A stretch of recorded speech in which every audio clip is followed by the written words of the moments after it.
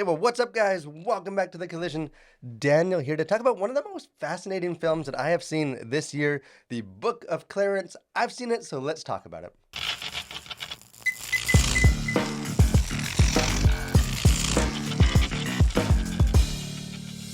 So first off, as is probably already very clear, I'm sick. I've been very sick all week in bed. I've lost my voice.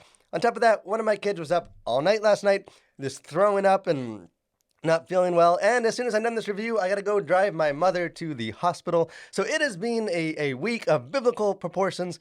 So thanks, guys, for your patience. Just bear with me as we get through this. But this is a movie that I've been very excited to check out and to talk about. As soon as I sort of heard the premise and saw some of the trailers, I knew it would be a film that, whether I liked it, whether I hated it, or fell somewhere in the middle, there would definitely be stuff to talk about. And it proved to be precisely that. This is one of the more interesting films that I have seen in quite a while. And I think also probably one of the more difficult films to review and to kind of navigate through the various kind of elements going on. So if you're not familiar, this is sort of like a mashup of like a more classic kind of throwback, kind of grandiose biblical epic, as well as a very kind of unconventional faith-based drama that does seek to sort of offer a new, fresh, unique perspective just on faith and Jesus and the Gospels. The story centers in on the character of Clarence, who is the twin brother of Thomas, the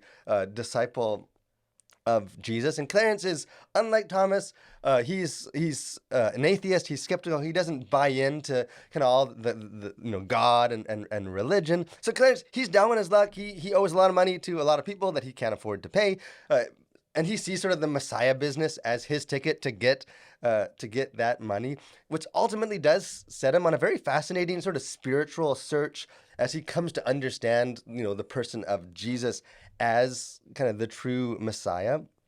And it is a very, I think, delightfully rich premise that does sort of present the opportunity to explore kind of a fictional story of faith that runs parallel to like the true story of the gospel. Unfortunately, some of the problems that come in this film begin to emerge as sort of those two parallel tracks begin to intersect. Because there's almost a surprisingly earnest heart that is beating at the core of this film. It's just the journey that kind of to get there often sort of veers off course and I think ventures into places that are going to make some Christians very uncomfortable. I suspect that this is going to be a divisive film among Christians. I think some Christians will be excited by this film as kind of a more fresh, original take that is able to like present the gospel message to an audience that may not feel drawn to more conventional tellings like The Chosen or the Jesus movie. On the other hand, I can see Christians also being very upset about this movie and kind of what they perceive as being like a blasphemous or irreverent tone or just sort of dangerous creative license. And I don't presume to like tell you where you should fall along that spectrum. I'll just say that for me personally, there were enough, I think, powerful and like intriguing elements that I really wanted to like this film and what it was going for, what it had to offer.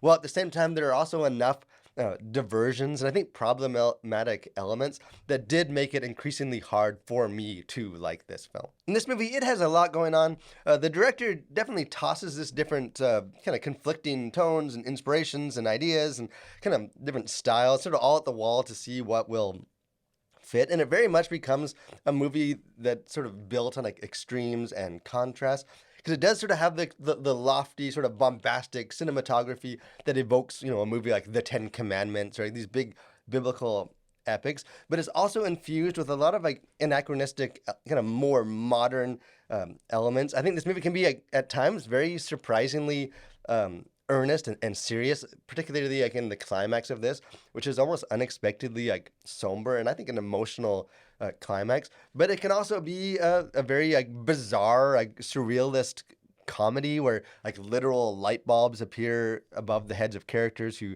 have a new idea, or characters that are smoking like a hookah pipe like literally are floating around in the sky. And when it comes to like the faith and like the religious elements of this movie, I think it is sort of equally as unorthodox, and I mean unorthodox in multiple different ways. I think it definitely works best as like a drama, a comedy that's just set in biblical times, kind of parallel to the gospel story. And it does deliver some funny gags and humor and very endearingly charismatic characters.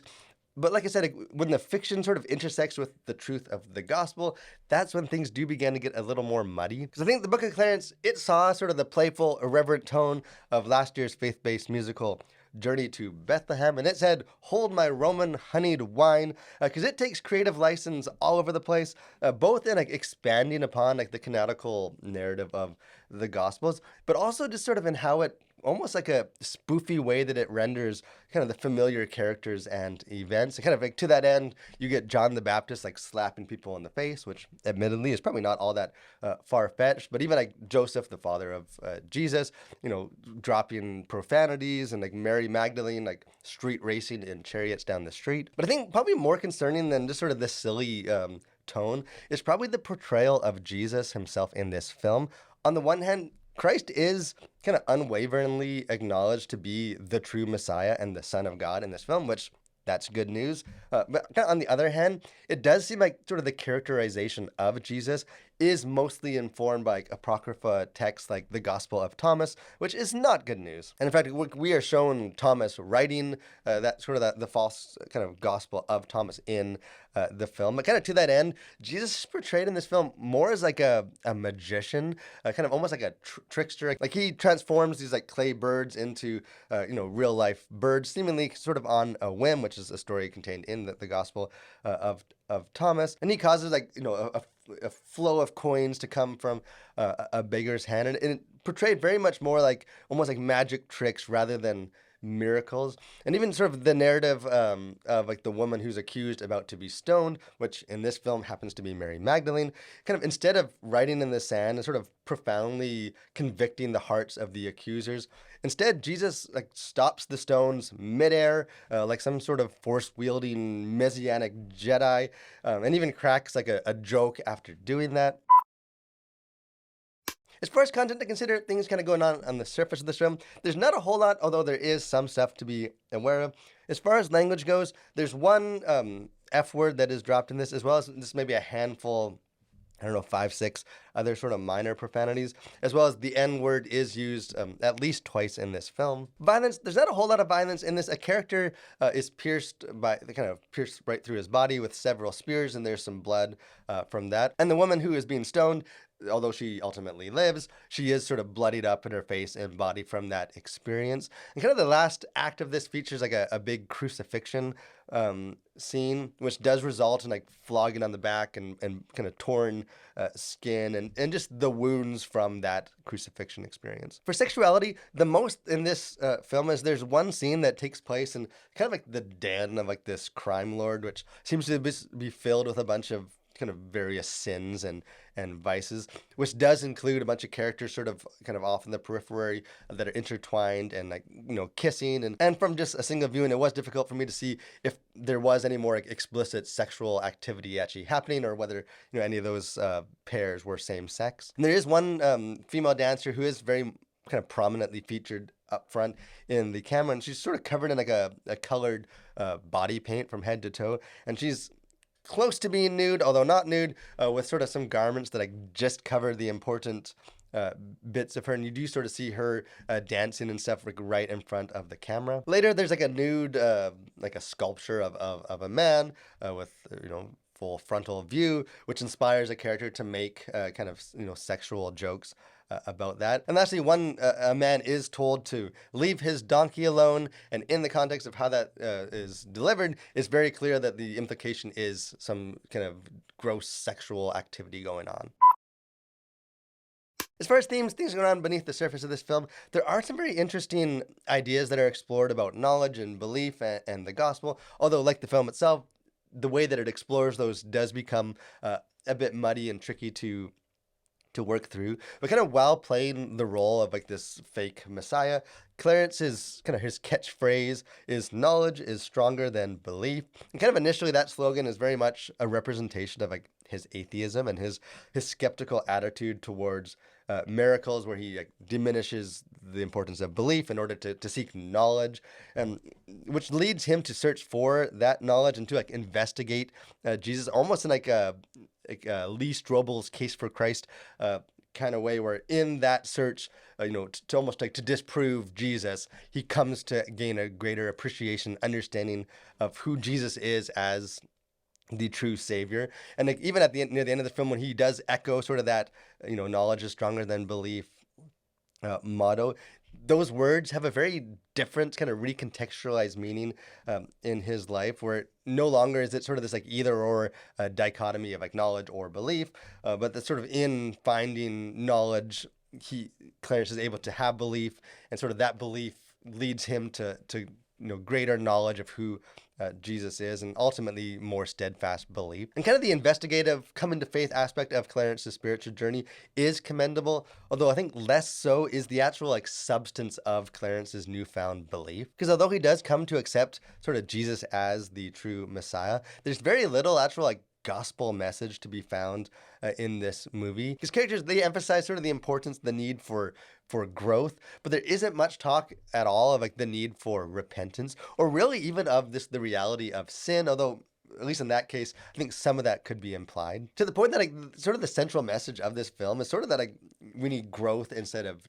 change. We need to better ourselves, which in some contexts I think is a appropriate message, but more from like a salvation sense. The Bible does speak very clearly about this, the act of being born again or made a new creation. The idea that salvation is not just about kind of cleaning up our act, but it is about repenting and sort of being transformed anew, even if from there we do have to continually grow in that reality. And without a very clear gospel presentation in this, the catalyst for Clarence's sort of newfound faith does become more just sort of the experience of miracles and things that he can't understand. It seems like he's more drawn to Christ's power, but it's not always evident that he truly understands sort of who Jesus is as a person and kind of what that represents.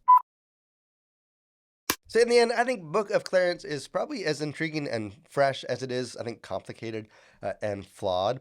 And I think probably kind of opinions on this movie will probably depend on whether you sort of see the forest or whether you see the trees. Because this film does have a lot of very kind of sweeping big picture ideas and themes that I think Christians can affirm about Jesus being the Messiah, and just sort of our own journey to follow after him and sort of die to ourself and pick up our cross and follow after him. It's more that when you get into like the details and sort of the creative liberties in this and decisions begin to add up, and like as the film strays further and further adrift from like the true kind of gospel narrative as described in the Bible. And I think that's where this film becomes a much more bumpy ride, and does sort of stride that precarious line between sort of offering a fresh perspective on the gospel, or just sort of offering an entirely different gospel altogether. But hey, I'd love to hear what you guys think of this film.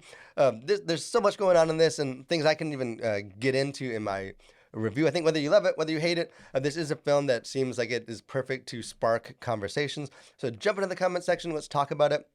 And if you haven't done so, I encourage you guys to subscribe to our channel, become a Collider. We got lots of other movie reviews and a podcast and interviews and just a bunch of fun stuff. We'd love to have you be a part of that. But most of all, guys, thank you for watching. Stay safe and continue to collide with your world for Christ.